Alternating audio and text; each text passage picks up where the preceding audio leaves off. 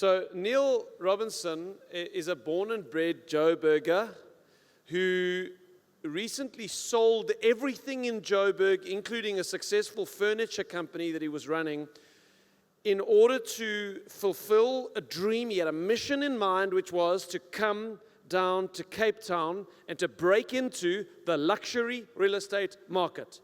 It's not even an estate agent. He lives in Joburg. He's got a furniture business. He's an ex-professional sportsman. He says, I want to come down to Cape Town and I want to start a luxury business in Cape Town. And his story is one of resilience, overcoming incredible setbacks. I'm sure he'll tell some of his story here now. And today he's to share that with us. I just want to tell you one story, actually. He was approached by another real estate company in Cape Town. The agent that they were going to partner him with is, if not the top agent in the country, he's one of the top agents in the country. And this company, they see such potential in Neil. They said to him, we'll partner you with this guy, and you can split all his income down the middle. We're talking millions and millions of rands worth of income that he could have just stepped into, no more fighting for listings and all of that. He comes down from Joburg, he's offered this thing. He says no. Why? Because he's caught a vision of what can be at EXP. That says a lot. So, guys, put your hands together for Neil Robinson. So I pulled a listener now. I put my notes together while I was sitting down over here. I actually forgot to print them. It's been a busy week. Steve, thanks so much. It's such a privilege to be speaking at Build. And Chuck and Angela, I just want to commend you for your realness and just wearing your heart on your sleeves. And all the other speakers, I think that's the biggest thing that stood out, is just wearing your heart on your sleeves. So thanks for your realness. The slide should be up there. My story, is the slide coming? Yeah, so my story, starting out high school, primary school, let me get my thoughts straight. So I was an ADD, HD kid, all the Ds you can think of. I spent more time outside of the classroom because I was so misbehaved and cheeky with the teachers, and I couldn't concentrate. So school and academics was not my forte. I was always more sporty than academic. So halfway through school, I realized I had a major talent in cycling, and I did quite well. So I decided to pursue pro cycling and go full-time professionally. And I did quite well for a couple of years, and I would say I was probably around top five in the country at most races. And then I had 3 major accidents where I got severely concussed, head injuries, so back-to-back crashes where I just got big injuries. So the nature of the cycle with concussions, when you get concussed, it becomes easier to get concussed the next time you get concussed, so it gets worse and worse as you do it. So the last concussion, the third one, I had to go through rehab and essentially learn how to walk again properly. And that was the end of my cycling career, the end of my dream, and I was on track to going quite far. A lot of the guys that I raced with were Olympians. They went on to the Tour de France and World Tour. So that stopped, and it took me about a year to come right. The actual specialist that helped Pat Lambie with his injuries, she effectively taught me how to walk again. I remember being in her studio, she was holding my hands and literally teaching me the walking motion. And she helped me to come right. She's like a magician when it comes to head injuries, so I'm super grateful for her. Otherwise, I don't know if I would have come right. So then I was like, okay, what now? All I know is how to ride a bike and ride it fast. I don't have a degree. I'm not very clever. I'm not an academic. So let me give entrepreneurship a shot. So I had a couple of business ideas, and none of them really worked. But I came across a guy who said to me, Neil, you're not ready to start your own business, but come and work for me, and I'll teach you everything I know. And from the day that I met him, I didn't know at the time, but he had 10 companies and over 1,000 staff, and he just took me under his wing and said, I'm going to teach you everything I know, and I just sponged off of this guy. And really what he helped me to see is, he helped me unlock a belief in myself that I never knew was there. I was fairly timid and insecure, and I actually didn't know I was entrepreneurial or self-motivated, but he sort of tapped into something and helped me to unlock that side of myself and my gifts and my talents. So that began my journey. So while I was working for him, he threw me in a deep end. Within about 3-4 months, I was in a management position, overseeing staff, finances, buildings, property portfolios, and it was sink or swim, but I learned a lot. I was given a lot of responsibility. And whilst I was doing that, I launched this side hustle called Flippers, where we take mid-century 1960s to 1980s furniture. It comes in, gets restored, and then shipped nationwide. So what started as a side hustle eventually exploded to overtaking my job income. So I gave up my job, started that, and the business scaled and grew. And by nature, being in the furniture industry, you're in people's homes. So I started to think, okay, well, I'm selling them furniture. I started renovating the homes. Why can't I sell the house? Let me do like a whole turnkey thing. So the bug bit, and what I enjoyed about property is how relational it was. The online store was very transactional. Person buys a couch, it goes on a truck, and you never meet the client. And real estate is very relational. There's a negotiation process, there's a buyer, there's a seller, and that really energized me, even though I was working way more hours. So I feel like I'm doing what I was born to do. It's really an amazing industry. So during that time, sort of transitioning from the furniture business to real estate, I decided to move to Cape Town. I made a decision in about 2 weeks and just packed up, put everything in a truck, sold everything, and sort of over a few months sold my furniture business, which gave me a cash flow runway to break into Cape Town's market. And I would honestly say moving to Cape Town and fighting to break into Cape Town's luxury market has been the biggest test and challenge of my life. I went full gas. If I knew anything about myself, it was my ability to work really hard. Something about cycling that it teaches you is to go very, very deep into the pain cave and for long periods of time. So I knew breaking into the luxury market in Cape Town is going to require a lot of pain for a long period of time, and I didn't anticipate that it would be as long as it has. And I just went gung-ho. I think in the first 10 months, I listed about 600 million rands worth of real estate. I had back-to-back setbacks of about in excess of 200 million rands worth of deals and offers go pear-shaped and fall through back to back to back to back. And around the middle of last year, I was in a pretty tough spot mentally, and I was just in the doldrums. And I hit a crossroads where I had a choice to either become a victim of my circumstances or choose my mindset. I'm going to choose to work on my mindset. And from that day, I decided I'm going to work on my mindset and rise above my circumstances. And that's what's led to today. So once I started working on my mindset, things started to turn. Am I pressing the right button here? There we go. A Bantry Bay deal came across my path. I'd met a developer about 6 to 8 months prior to this, and I found them some land, sold them the land in partnership with another agent, and I've been given first rights to sell out the development, which is going to have a sellout value of about 160 million for 3 apartments. This was about 3 weeks after I was about to give up on real estate. I still remember I was in a mastermind meeting with James and a couple of others, and I was saying, guys, if nothing happens in the next 2 weeks, I'm out. And then, boom, this happened, and it was really such a blessing. And then another one happened after that in Sea Point, which I've sold them the sites, and I'll also be in charge of selling out 24 units for the developer. And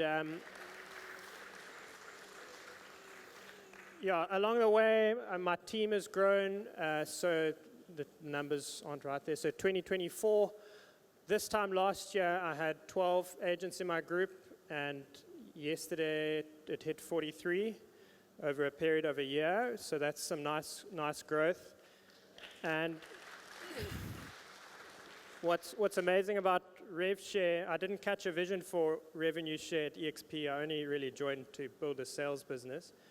But halfway through last year, I started getting paid serious money on my agent's transactions. And that woke me up to realize that this is the biggest and best wealth creation tool that I've ever come across.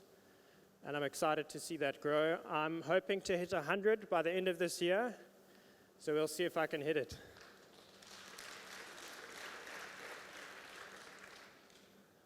So that leads to what I'm going to talk about today.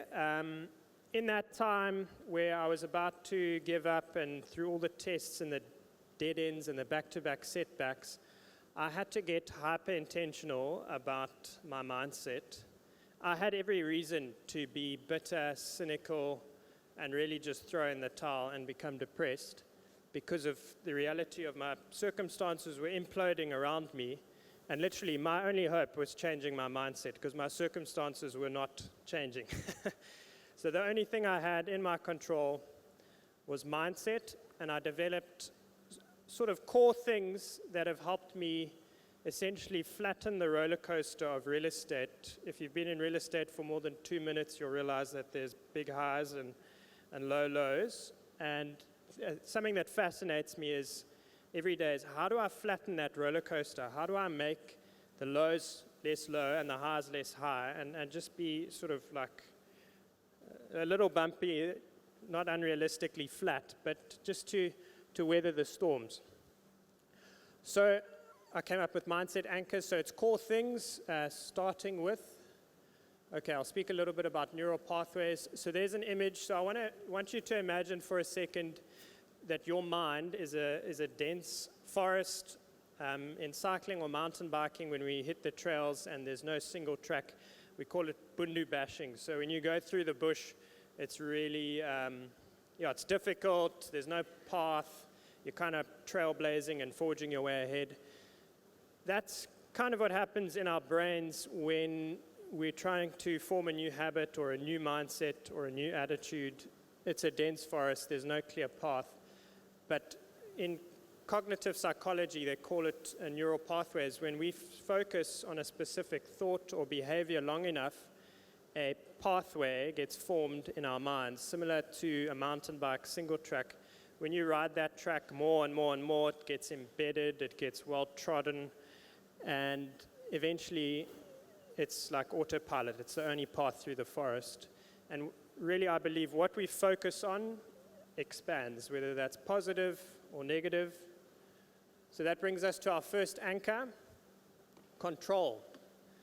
I remember a mentor of mine a couple of years ago told me, Neil, when you're ever in a stressful situation, just draw a circle on a piece of paper and write down inside the circle what's in your control and around the circle on the outside, what is outside of your control.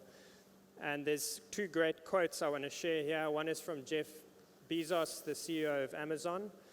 He says, stress primarily comes from not taking action over something that you can have some control over, combined with the second quote, which over the past year has been life-changing for me.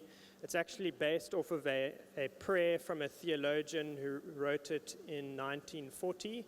It's used very popularly in counseling circles, psychology, and mental health. And it goes like this. Grant me the serenity to accept the things I cannot change, the courage to change the things I can, and the wisdom to know the difference. That quote has carried me through a lot of tumultuous deals and different things. And I quite like how they combine in that Jeff Bezos says that the source of stress comes from procrastinating what is in your control. And then the grant me the serenity quote really focuses on accepting the things that you can't change and really taking courage of the things that you can. All right, next anchor, comparison. If you're anything like me or if you've been in the real estate industry, it's a performance industry. There's always somebody doing better than you and there's always somebody doing worse. And there's two quotes here that help me. One is, comparison is the thief of joy. You know, if you're walking around comparing yourself with your competitors in the industry, it's going to steal your joy, steal your energy. And clients, sellers, buyers can sniff that from a mile away. And a great author, Jordan Peterson, he says, compare yourself to who you were yesterday, not to who someone else is today. So essentially what he's saying is the race is against yourself. Now imagine if the question that you had to ask yourself every day is, am I better than I was yesterday? Like, that's been a game changer for me. Instead of comparing myself and getting discouraged, okay, this person's doing so well, why am I not there yet, or whatever that is, I just need to stay in my lane, and it's the same with all of us. Compare yourself to who you were yesterday, not to who someone else is today. All right, next anchor. Failing forward. There's a great book that I was reading on a plane a couple of years ago called Failing Forward by John Maxwell.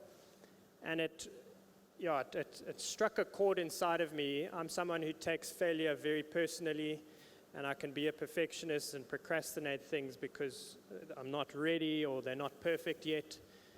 And he writes a great quote. It says, the difference between average people and achieving people is their perception of and response to failure. And there's another quote by Viktor Frankl saying, fear makes come true that which one is afraid of. So the fear of failure makes come true what you're actually fearing. They call that a self-fulfilling prophecy. So a question I ask myself is, what would I attempt to achieve if I knew I couldn't fail? And I think that question is somewhat unrealistic because mistakes and failure is inevitable. So I would rephrase that to saying, what would you attempt to achieve if your perception of and response to failure were different? That's failing forward. Anchor on patient persistence. There's a great book, Steve actually recommended it, called The Greatest Salesman in the World. I'll read two quotes from that and share a little bit on this. The first quote, I'll just move here. I can read it there. So it says, I will persist until I succeed. Always will I take another step. If that is of no avail, I will take another and yet another. In truth, one step at a time is not too difficult. I know that small attempts repeated will complete any undertaking. The next one says, it is not given to me to know how many steps are necessary in order to reach my goal. Failure I may still encounter at the 1000th step, yet success hides behind the next bend in the road. Never will I know how close it lies unless I turn the corner. So similar to what I was sharing with my story, where I was on the cusp of giving up, like victory was the next bend in the road, but I didn't know it. And I just had to keep going one day at a time. Another story that I'd like to share about a top agent, I won't share her name, but she's from Cape Town in the luxury space. She'd been in the industry for about 15 years, doing very well, and she went through a dry patch where her buyers and sellers and clients just dried up completely. And after 15 years of being in the industry, she was on the cusp of giving up. She hung in for a few weeks and months, and within a period of about 4 to 6 weeks, she closed on 300 million rands worth of transactions.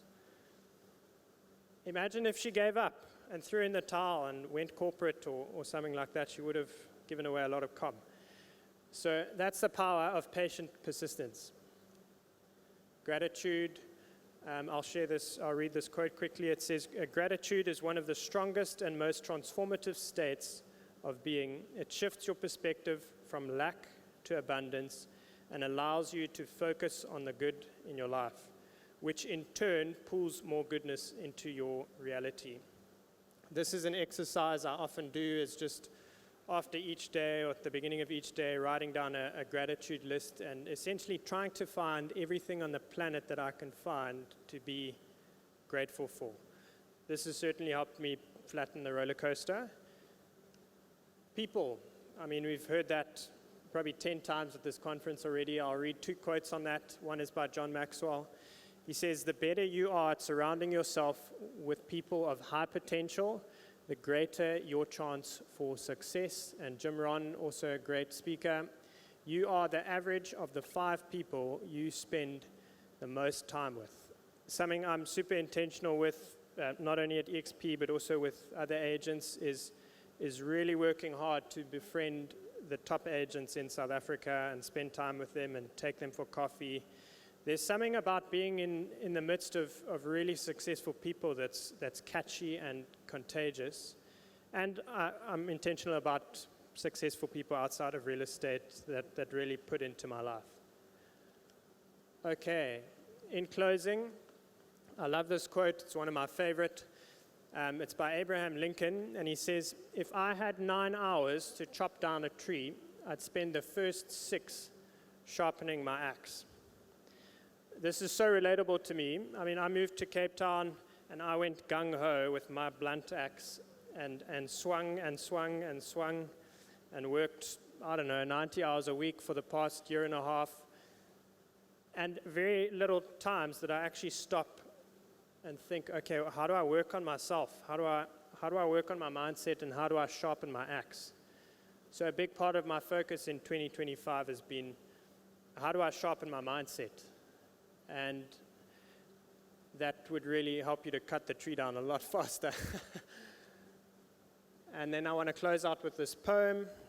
Geesh, I don't know if I can read that without my glasses. Okay, I can see it here.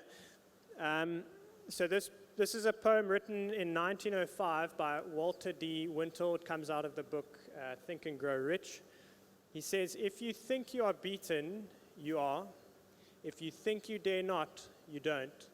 If you like to win but you think you can't, it is almost certain you won't. If you think you'll lose, you're lost.